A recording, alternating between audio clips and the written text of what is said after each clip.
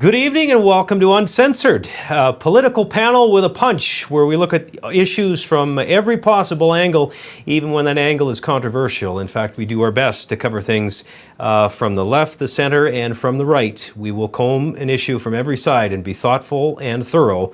And tonight we've got lots to discuss. Our panelists, as usual, Rob Anderson and Danielle Smith. And we'll start with Rob, practicing litigator, author of the Free Alberta Strategy, and former Wildrose MLA. Rob, thanks for joining us tonight. Good to be with you. Also with us, Danielle Smith, who is the president of the, or executive director, pardon me, Danielle, Alberta Enterprise Group, a former leader of the Wildrose Party, and a proud, strong conservative voice for all of us here in Alberta. Dee, always good to see you. My pleasure. We've got lots to talk about, as I mentioned. We said during our last show that we were going to talk about vaccine passports and mandates and freedoms and whether the government has gone too far. We're going to pose those questions to you.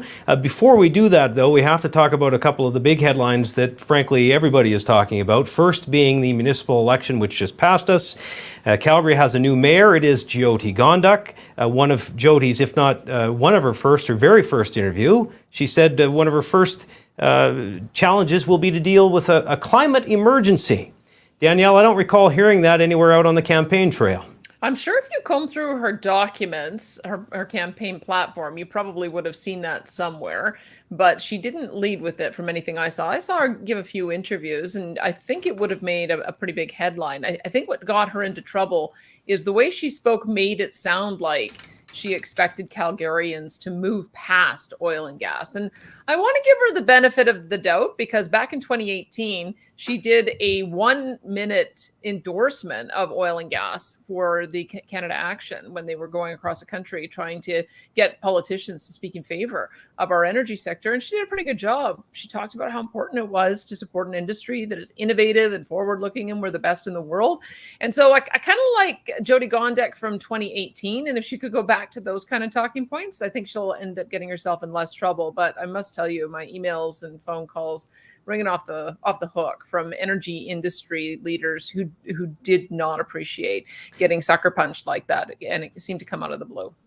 That's just it, Rob. If you're looking to revitalize downtown Calgary, you probably don't take a headshot to its main industry and the people that are actually occupying the spaces in the office towers in downtown Calgary. What did you make of what Jyoti Gondak had to say, and can we expect more of this in the next 4 years? Well, the disappointing thing is, Mayor Gondak, presumably she does visit downtown Calgary from time to time, and she might have noticed the lease signs and the empty buildings, half-empty buildings. That represents tens of thousands and maybe hundreds of thousands of jobs in Alberta that have been lost due to politicians' policies that frankly sound a lot like the words of Mayor Gondak on this issue. And so it was bizarre. Calgary is a world-class energy-based city, famous for its, obviously, for its role in the oil and gas industry. There's an amazing work being done here on the environmental side of that industry as well. And for her to come out and essentially sound like another Eastern Canadian, NGO Greenpeace wannabe, it raised my eyebrows for sure. And I hope this is not a sign of things to come. Rob, did you hear what former Saskatchewan Premier Brad Wall had to say? I don't want to put you on the spot, but effectively he said, well, if you know what he said, effectively maybe Calgary companies should be looking elsewhere for greener pastures that are more friendly to oil and gas. I mean, that didn't take very long for that reaction. No, and if I'm Brad Wall and my province is Saskatchewan, I would be saying the same thing. I mean,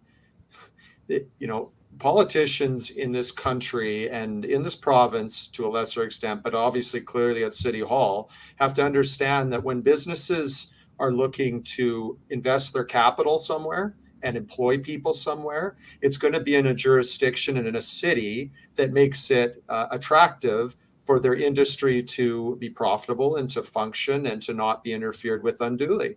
And so when you hear these things from the Calgary mayor, if you're an oil and gas executive that's gonna give you a pause and say, maybe we should think about Regina. Maybe we should relocate to Texas or somewhere else.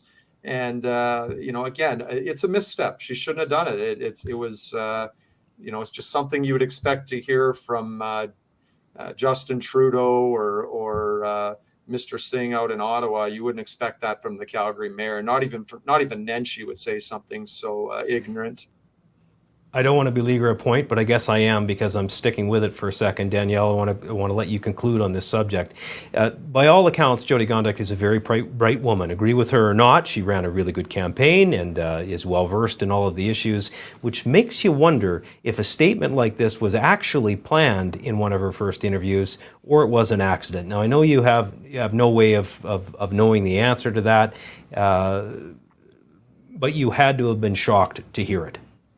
It was shocking to hear it, and which is why I think it must have been an error. I have no doubt that the plan to hold a climate emergency debate is very much on her mind. I don't think that's a misstep, but I think she could have framed it differently. I mean, there is so much good happening in the sector. This is the real problem, is that I feel like there is a massive disconnect between politicians and the way they talk about the energy industry as if it's still stuck in the 1990s. I have been on numerous calls, dozens and dozens of calls with dozens of CEOs. And the number one issue they have in their mind is how they can reduce their future cost of CO2 by capturing it, sequestering it, turning it into a feedstock, developing another line of business that will allow them to offset their emissions, planting trees, partnering with the ranching sector so that they can sequester it in the soils. There is no one in the energy sector who is not looking at some way of reaching net zero, some way of bringing in new innovation and technology in order to be able to reach their targets. I just spoke with someone today, for instance, new member of Alberta Enterprise Group called Perspectum. It's a drone technology that can detect methane leaks from 150 meters away. I got the impression with her speaking the way she did that she's not even really aware of all of the innovation. And I think everybody needs to update their thinking of the energy sector, because from what I have seen, they have embraced the challenge of a circular economy, embraced the challenge of reducing greenhouse gas emissions, and they want to be the first to get to net zero. So I think that's the real problem, is that when you have the mayor reinforcing old stereotypes about the industry, it just continues to chase away capital. It doesn't even need to be chased that far away either. When you think about it, those businesses, they could headquarter in Rocky View County. It could be right outside in one of the rural municipalities, which Calgary is constantly competing with, if they can't find a supportive mayor in Calgary. And that's a real danger. I think she's going to have to walk that one back. Yep. Just want to add one snippet to what you just said. You mentioned about carbon sequestration. You got a company like Enhance Energy sequestering more than 1 million tons of carbon a year at Clive, Alberta, at their operation, and the new mayor would be wise, frankly, to get up to speed on some of these things, because as you say, we do have that technology operating in Alberta, and it is making a big difference. Danielle, I'll stay with you to pick up the next subject, and that is the equalization referendum. The vote, I don't think it's official yet, but it looks like, or correct me if I'm wrong, it looks like Albertans have supported it, although maybe not by the number we were hoping. What do you know at this point, and what do you make of what we do know? So we're not going to get the final results until Tuesday, and I'll look to Rob to see if he has seen any other more granular results. But in Calgary, we saw 58% saying, yes, we should remove equalization from the Constitution, and 42% opposed. It got higher as you went into some of the smaller cities. I think down in Medicine Hat was the highest I've seen, with 70% in favor. Maybe no surprise, because Drew Barnes is down there, and he was on the Alberta panel that went across the province asking for how we can get a fair deal. So he probably had something to do with that higher result down there. We'll have to see what happens in Edmonton. Although I'm inclined to believe that Edmonton is going to follow the rest of the province as well, because Joe Ceci and Rachel Notley weren't very happy with the way the fiscal stabilization program worked. And so I think they understand that there's some unfairness in the way some of these transfer programs work. So I didn't feel like they were overwhelmingly campaigning against it. And so I would expect it to be fairly close. But I think that there's a decisive mandate for the premier coming out of this. And the question will be, what does he do with that mandate? If he doesn't act on it, he delays on it, then I think we do lose a bit of momentum. Go ahead, Rob, on the same subject. Well, it passed. That's why we got together in the first place, is we were worried it wasn't going to. That was my worry, just because the premier had been missing in action, right? Because he was worried his unpopularity would affect the question, and indeed, I think it did. I think it's going to pass with about 60%, maybe a little bit higher after the rural results are in. But this was kind of I don't know how you picked the wrong answer here. Equalization has been a bane of Alberta for decades and decades and decades. And if you're on the right, if you're conservative leaning and you're the way you want the economy governed, you're obviously going to be not happy about transferring $20 billion a year to Ottawa to buy votes in Quebec. But if you're on the left and you believe in more government spending on social programs, healthcare, education, et cetera, you should be in favor of ending the equalization program just as much, so you can keep more resources in Alberta for those programs. So, we can all fight here in Alberta about how the money is going to be spent once it's not being sucked out. But I'm glad it passed. Let's move on and actually do something about it now. Well, talk about ironic timing. Rob, you first. Premier of Quebec, Francois Legault, just announcing that his country is going to ban oil and gas extraction. But they're happy to take the royalty reviews coming from Alberta. Have you heard of this most recent announcement? And are you shocked at all by it? No. This is the playbook from Quebec. It always has been. They're just an anti-energy province. They don't believe in the conventional oil and gas, and he plays that tune to his electorate like a fiddle, and it seems to work for him. He's quite a popular premier there. But what it shows is there's a hostility there to even Quebec natural gas and oil and so forth. And if there's hostility to producing their own resources in that sector, you can only imagine what the idea of having pipelines built across their province to transport that same energy from Alberta is going to be. It's not going to be popular at all. And of course, this is the problem with equalization. If they did develop those resources, their revenues would rise and their net take from the equalization fund would decrease to the benefit mostly of Alberta. But why do they have to? Why would they want to develop their resources when, if they just sit back and kind of maintain the status quo, they can live off the labors of Alberta and virtue signal their way to whatever Nobel Prize they're seeking at the moment. Well, it drips with irony. In fact, it's almost hypocrisy, Danielle, that you would accept the amount of money that Quebec accepts from Alberta, and frankly sully the very resource that they're getting that money from. You must have been taken aback by the announcement today, or although like Rog, probably not surprised. I loved it when you asked the question. You said in Francois Legault's country, he made the decision to ban oil and gas. Freudian slip. If the shoe fits. But you know what? They kind of are acting like a separate country. Mm-hmm. They're not really.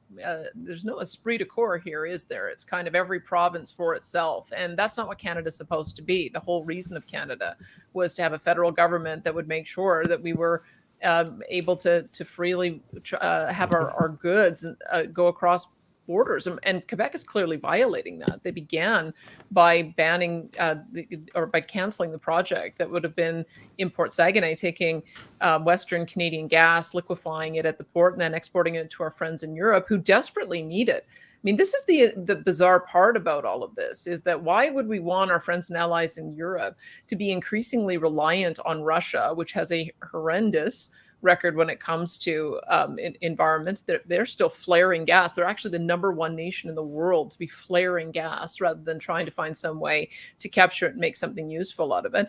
And they also have no qualms about using their power to squeeze other nations into submission on their political priorities. We saw that in Ukraine. So why would we want our friends in Germany to be more reliant on that? Why wouldn't we want to make sure that our friends and allies in Europe have the ability possibility of a safer, more secure, friendly, more green source of energy from Quebec. So that's a real problem.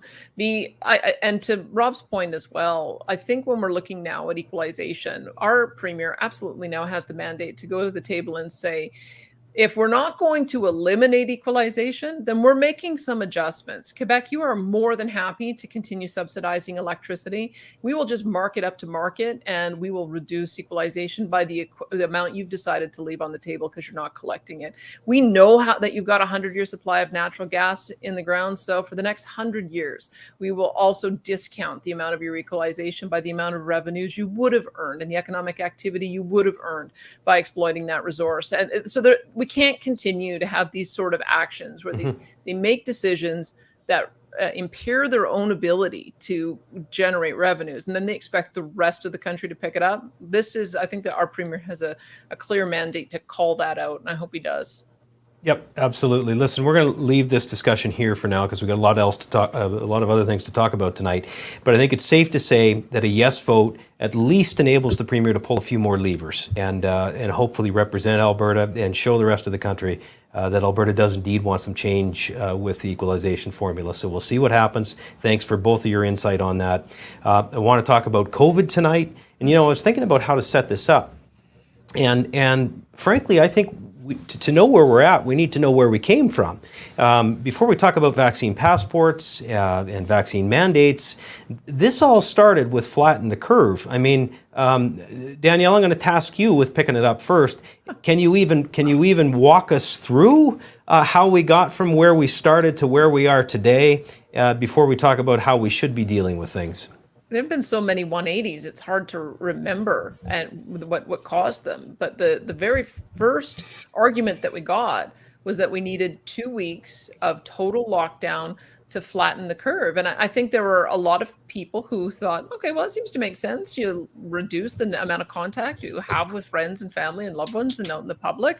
And it should make a difference. It should allow you to reduce the spread of this virus. And it didn't. And so then it was, okay, well, now you've got to wear masks. Initially, that wasn't the case. I mean, masks are used in surgery to protect the doctor, make sure that the place that he's working on stays clean. There's no evidence that it can stop tiny particles like viruses.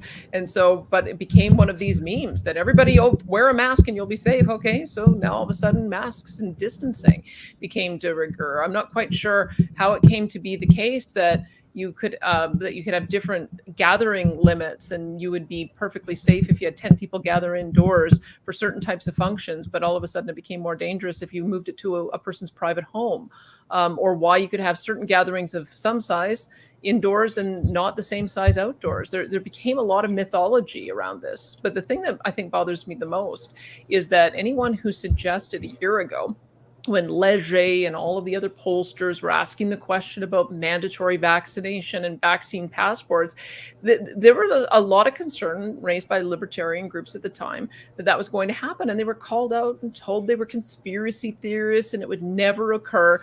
And wham, all of a sudden, you're seen to be antisocial if you think that having the government go back to its original promise, not to force vaccination and not to have passports, so you have to show your papers everywhere you go. Somehow you're considered antisocial if you think that, and that used to be the dominant view a year ago. So it feels to me like it's just been whatever they say they aren't going to do, that's almost a guarantee that is going to be the next thing they will do. And that has me very alarmed, because we did see how draconian they got in New Zealand and Australia. And I'm quite concerned as we go into this fall respiratory virus season. We know we're going to see a surge, but they're forcing healthcare workers to be vaccinated or go on leave. There may be as many as 20%, maybe 25% of healthcare workers that are not going to be working at the same time as we have increased pressure on our healthcare system. And as a result, we haven't seen an increase in the ICU capacity. We don't have any confidence that they're going to come up with any other method of managing this. So I'm quite worried about what happens a month from now when we start seeing some of the surges come back again. Well, you touched on about four things, Danielle, that I would like to follow up on. But as I kick it over to Rob, Rob, I do want to play the devil's advocate. And if you're government here, what you're saying is this is a moving target, and therefore we've had to make decisions based on the evidence of the day. You've heard the Premier say that several times, and the evidence of the day is always changing. And they would tell you that they have a genuine mandate to defend the people and protect the people. But many people are starting to say it's gone too far and there's no end in sight. What do you make on what they've done to this point and where we're at now? Well, there's so much to cover there, but I'll just say that I find the most concerning thing is how governments, the left, and I would say including Jason Kenney and his government, how they've weaponized the issue of vaccinations and mandatory vaccinations, which is essentially what's happening here, to cover up their gross incompetence of managing this pandemic. You know, I think everyone understood at the very beginning when we didn't quite know what we were dealing with. We had numbers coming out of China that the death rate was 3.4%. Do you remember that? Mm-hmm. That was nuts. Mm-hmm. Like that would have been tens and tens and tens of millions of people, hundreds of millions of people dead if that were true. Now, thankfully, it turned out that wasn't the case, and it's closer to 0.1% or even less than that. But the point is that governments, when they locked down the first time, trying to figure out, what are we dealing with here? What they naturally should have done, what our government should have done, is staffed up, made sure that they had adequate resources for surge capacity on the various waves that were coming. Viruses mutating is not a new thing. It happens like all the time. It's the rule. So they should have known that this was happening. And instead, what this government did, and what I'm not going to speak to other governments, but they decided to pick a fight with doctors and nurses and tick them off. And they're worried about salaries instead of saying, you know what, guys, all hands on deck here. Let's make sure we have surge capacity of 500-600 ICU beds. We know we're going to be in this for a couple of years. Let's get this done. And because they so incompetently managed the system, instead of putting the resources and not picking fights with nurses and doctors during this time and staffing up, what they've decided to do instead is cover their mistakes by weaponizing this vaccine issue and saying, well, this is we can't let the unvaccinated overwhelm our healthcare system, and therefore we are going to mandate that everybody, regardless of whether you really are at risk of COVID or not, need to have this, or you're going to lose your job, or you're going to, if you're a kid, you're not going to be able to play sports, or if you're in post-secondary, you're not going to be able to get your education. They've done this to try to change the villain from their stupidity, because that's what it is, just complete incompetence and stupidity, and focus it on individuals that do have an issue with vaccinating their children or do have an issue with the vaccination itself. I'm fully vaccinated. I believe in the science of it, but I don't believe it's a one-size-fits-all approach for absolutely everybody. And we believe in this country, I thought, that people were in control of their own bodies and their own liberties and what gets put into their own bodies. And I guess for the last few months anyway, I've been proven wrong that that's not the case at all. Well, we're at the heart of it, so we might as well stay here. Danielle, pick up on what Rob's saying. And this has really become, unfortunately, I hate seeing it in the headlines. I can't stand it when I see a leader standing up there and saying this is a pandemic of the unvaxxed. I'm not sure that it is. I'm not a health expert, admit that. But we are pitting the unvaxxed versus the vaxxed in all of this. Well, and that's the real danger here as well, is that it's given those who are vaccinated I think a heightened sense, maybe an over-reliance that it's a sterilizing immunity, and quite frankly, it's not. This is it never was intended to be a vaccine like polio or smallpox. Those are vaccines where you get the jab, and sure, there may be the occasional breakthrough case, but generally speaking, you're good for life. I think people are under the impression that that's what these vaccinations are too. I have heard countless stories of people who get COVID after they've been vaccinated, and they're astonished. They say, well, I shouldn't be able to get COVID because I've been vaccinated. And that's a real problem, because if you think that you're Superman or Superwoman and you can't possibly have COVID because you've been vaxxed, then if you do get a cold or sneezing or coughing, you might not be as careful around other people. And so you become the spreader. And then we don't end up solving the problem. We've seen in other jurisdictions that we're just a little bit behind on Israel. Israel was ahead of us on vaccination, and it clearly wears off. I mean, I don't think that it's controversial to say that now. They're already doing triple shots in Israel. We're doing triple shots on our most vulnerable here. They're talking about 4 shots in Israel, 4 shots in the space of a year. I mean, that should tell you something about the nature of this vaccine, that it works well, but it's short-lived. And if that's the case, then we have to have a different strategy. The strategy has to be making sure that those who are the most at risk are prioritized for additional boosters at the time that it's needed, which is coming up on respiratory virus season. We also really failed. This is the biggest failure, I think, of all, in being over-reliant on vaccines. In a normal world, you wouldn't get vaccines developed for approval for human populations for 3 years or more. And what would normally have happened is that as soon as this as soon as this virus started making the rounds, what would have happened is everybody would have jumped into action and said, okay, we already have a bunch of drugs that are already approved for other uses. Let's do some studies to find out if any of them can be repurposed to assist us in addressing this particular virus. And that never happened. In fact, that kind of research was actively ignored and actively suppressed. And so now we're in a situation where we've got these vaccines wearing off, and we still haven't done the work on trying to find effective therapeutics for when people who are vaccinated get sick. And I think that that's going to be the biggest failure of the government, is when people realize that they thought that they were safe by doing everything the government told them to do. They went out and they were a good citizen. They still got sick. And when they get sick, the government says, sorry, just, if you stop breathing or your lips turn blue, go to the hospital. But we haven't developed any other mechanism to treat you. And that's a real problem. Well, what about other treatment, focused protection, these kinds of things? It seems like anytime a suggestion comes up, it's downplayed pretty quickly. In fact, I hesitate to mention the one treatment, I'm sure you will, that many refer to. It gets downplayed, and you immediately feel guilty for even bringing it up, that it's unsafe. But you would think some in the medical field would prescribe some other alternatives, are looking at other suggestions. Are we there yet? And are we doing what we should be as a society? I understand the Canadian COVID Care Alliance is looking at developing a telehealth service that's by membership only, so that if you do get diagnosed with COVID, they will send you a package and a treatment protocol that has been affirmed by a doctor. They also have developed treatment protocols for how you can avoid vaccine injury. They've developed treatment protocols for long COVID, because some people still have symptoms after they've recovered from COVID. And all of this they want to make available by telehealth. But isn't that remarkable that that's what it's come down to?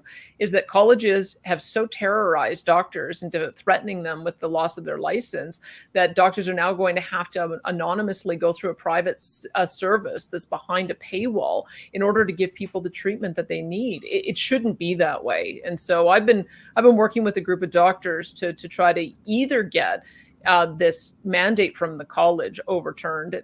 There was a similar type of mandate that was in Nebraska, and the Attorney General of Nebraska wrote a mandate saying this is not an appropriate use of the Professions Act in that state. So hopefully we'd be able to do that, and if not, get some clinical trials going. If the key is that they're rejecting any of these potential treatments because they haven't been done in a modern Western industrialized country with our medical standards, well, let's get a bunch of these different drugs under those kind of treatment trials and allow for people to get some kind of medications when they do get diagnosed. This cannot continue on for another respiratory virus season, especially with all the pressures coming on our hospital. We need another option.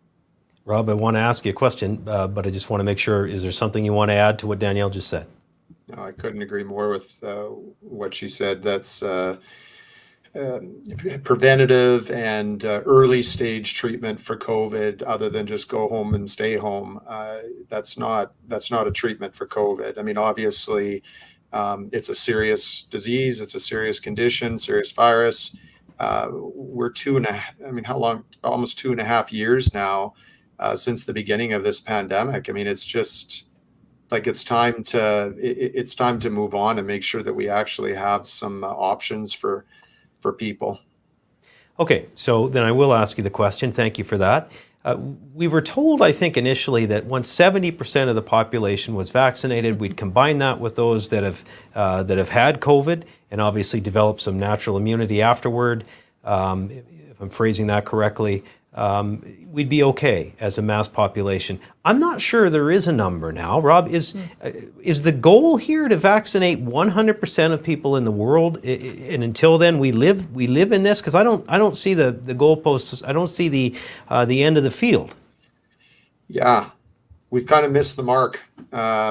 See, the problem, we know this. This is, I think we all know that COVID is very deadly and very serious as you go up in age and as you have more and more pre-existing conditions in your person's health. Okay, so we know this. We also know that young people are not very susceptible to having a serious COVID outcome. So those teenagers, young children, people in their 20s, even into their 30s, have they can get COVID, of course, just like anybody can, but having a serious reaction to it is quite low.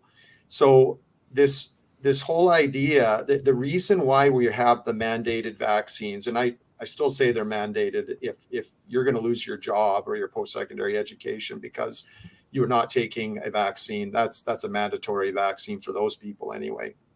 But the problem is we're not looking at vaccines the way that they should be used, which is to be used by the high-risk populations, as Danielle said, focused on them, make sure they get it early. If they need boosters, make sure they get it boosters to greatly decrease the prevalence of a serious COVID outcome in those demographic groups.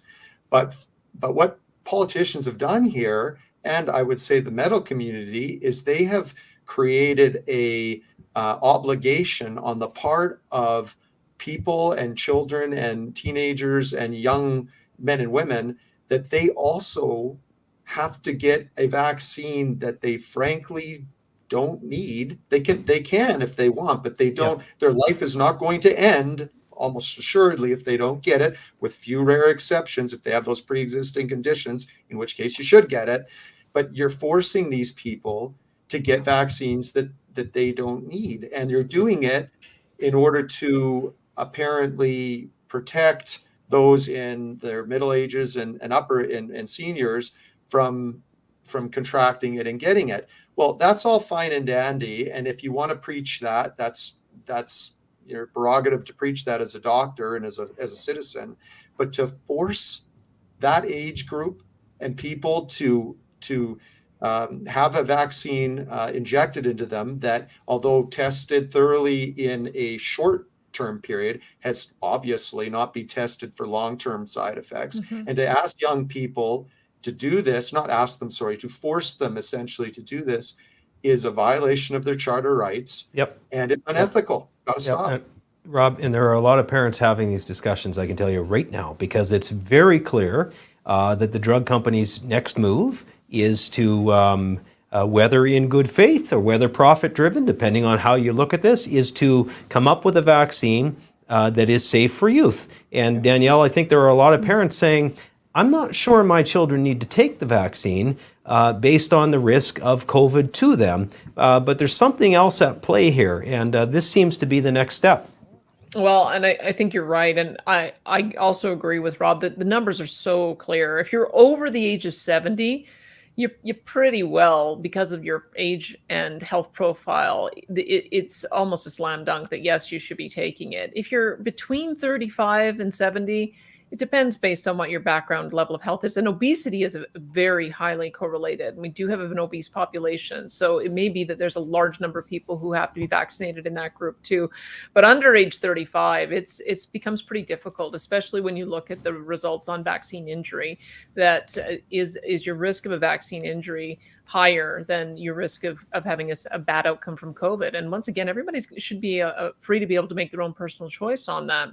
And the fact that that's been taken away is not only a charter violation, but also a bad precedent, because I don't know what this means for future. Essentially, the way we're adjudicating this, or the way we're pushing this out is, and somebody put it to me this way, they contacted their MLA, and the MLA's response was that Justin Trudeau has made COVID a workplace hazard. And as a result, since it's a workplace hazard, there is legal liability on the part of the company to mitigate that potential hazard. And when you think through, what that means is that this will never end. There will always be a variant. And more so, right now in the UK, there's a very bad cold going around. It's not COVID, but is now having a cold a workplace hazard?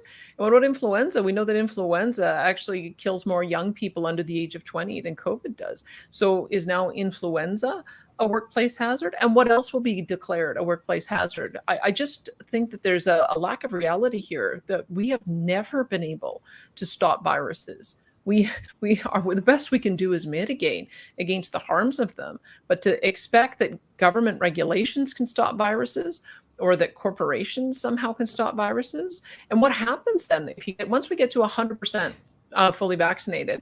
What happens when a new variant comes along and manages to bypass all those vaccines? Well, I can tell you what happened in Israel. They turned off your vaccine passport. So you used to be able to go to restaurants and public events, and then nope, sorry, if you don't have your third vaccine, you're considered unvaccinated. Is that the world that we want to live in, where our access to society is turned on and off based on the most recent variant and our most recent booster shot?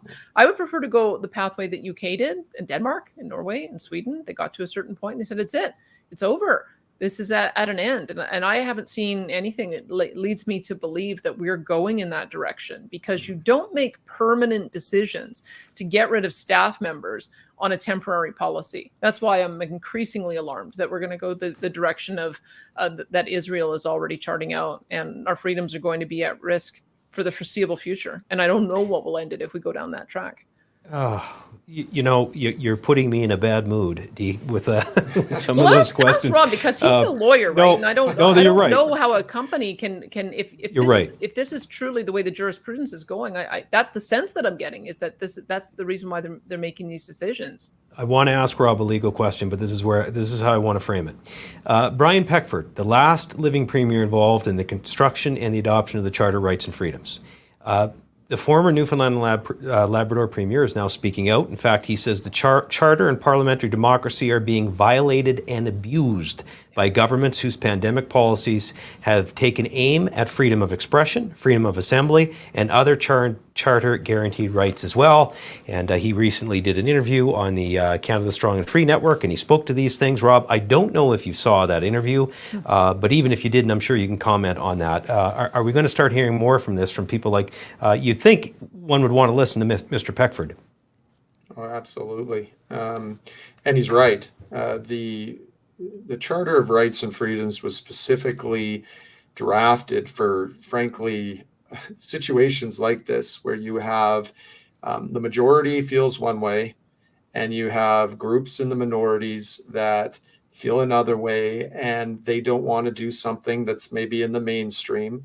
And whether, you think about religion, you think about some of these other things, you think about, there's all sorts of examples, but the Charter is supposed to protect those groups from the majority, from the tyranny of the majority. That's the whole point of the Charter. So that is not happening at all.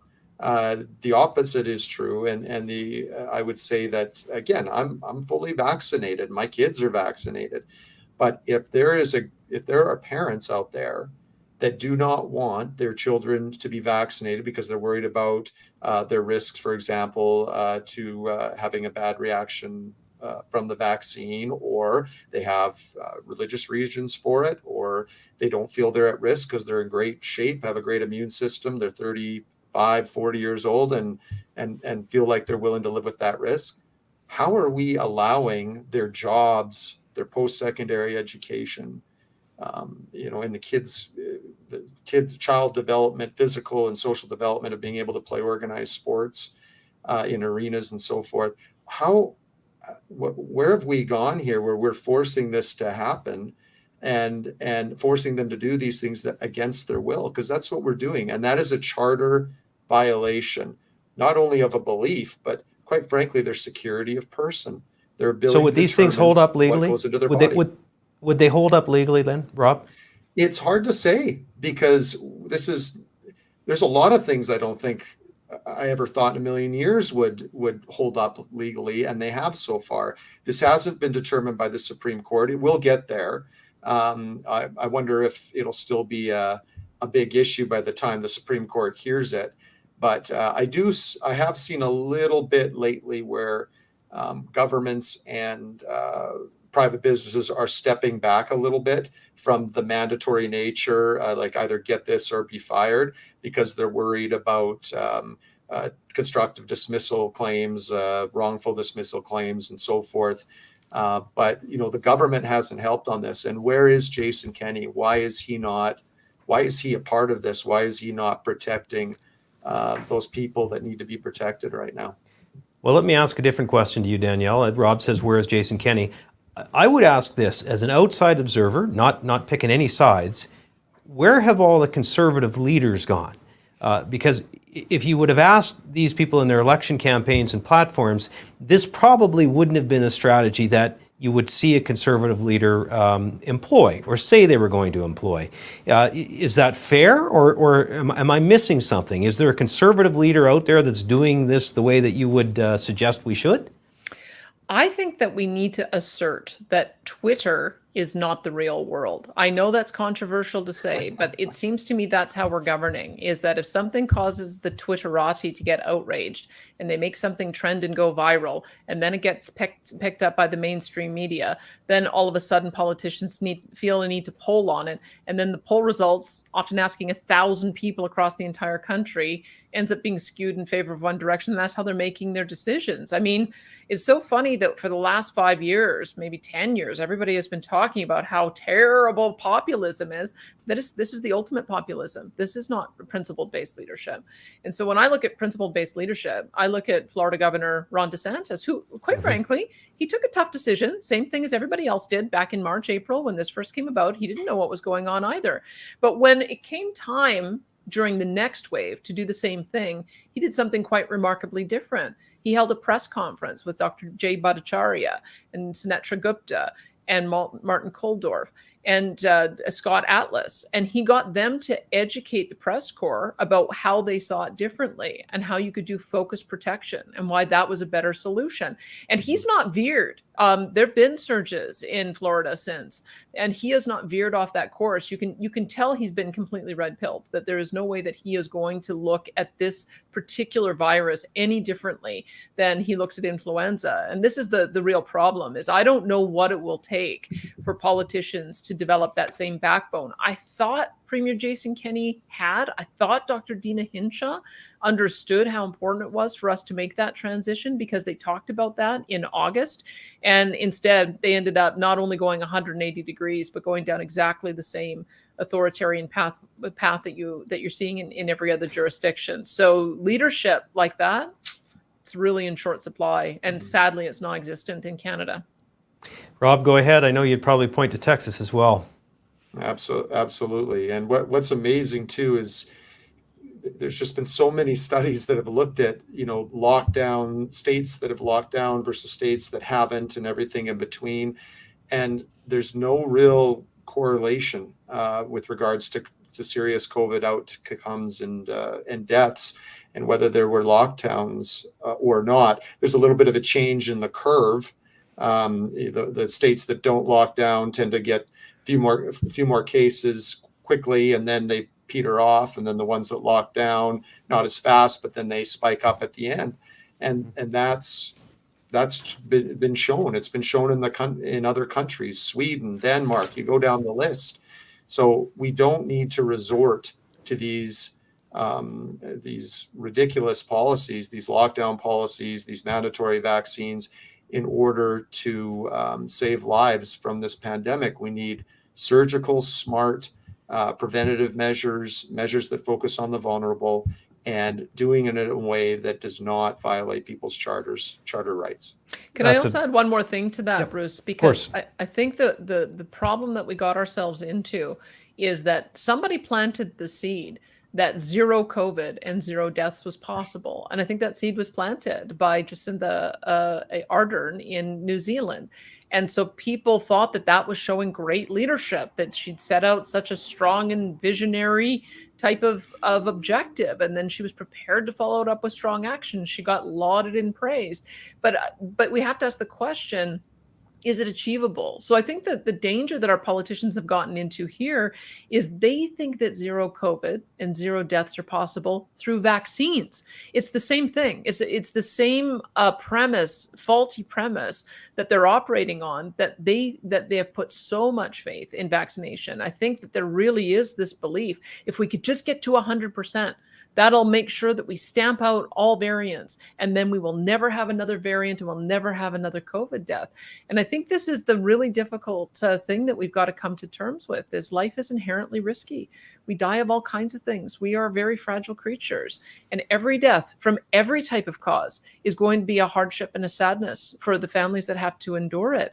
But we also can't set unrealistic expectations that we can have zero death society and that it's the politician's job to bubble wrap us all and protect us from all harms and hazards on the increasingly small risk that someone might die of something. This is the real problem, is we've got no real sense of how to manage or mitigate risk in a practical way. And if this was a vaccine like smallpox, okay, I can understand the strategy that you want to make sure that everybody in the world gets a jab so that you can completely eradicate it. But now that we know that it's not, now that we know that it mutates and it's a lot more like influenza, then we have to develop an approach that's more like influenza. I came to that conclusion a long time ago. I don't know what it will take for our politicians to come to the same conclusion. Well, maybe more discussions like this one. And I think that's a great place to leave it, guys. Both of you had some pretty good concluding comments there. So why don't we leave it here tonight? And thank you both for taking some time. Again, who knows where this is all going, but hopefully we've given some people some things to think about tonight, and we'll continue to try to give them a voice on the issues that matter. Rob, Danielle, thank you both. Thanks, Bruce. Thanks, Rob. Thanks, Bruce. Danielle. Rob Anderson and Danielle Smith are panelists here on the Western Standard's Uncensored. And I'd like to remind you, if you're a fan of what you see here tonight and you'd like to support the Western Standard, you can do that. Derek would want me to remind you, of course, to make a little plug. You go online to the Western Standard website and find a way there to follow the links and make a donation or sign up, subscribe, and obviously support the work that they do.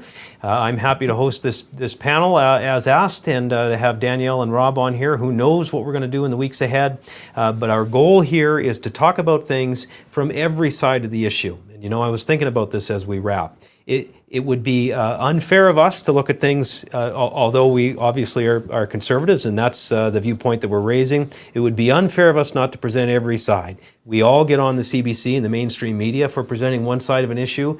We're going to try to present every side and be thoughtful and thorough, and give people a voice and a place to go to talk about the things that are happening out there. We know they're happening around your dinner tables and with your friends. And I hope that we've done that tonight. And we want to thank you for joining us, and be sure to join us next time for Uncensored here on the Western Standard.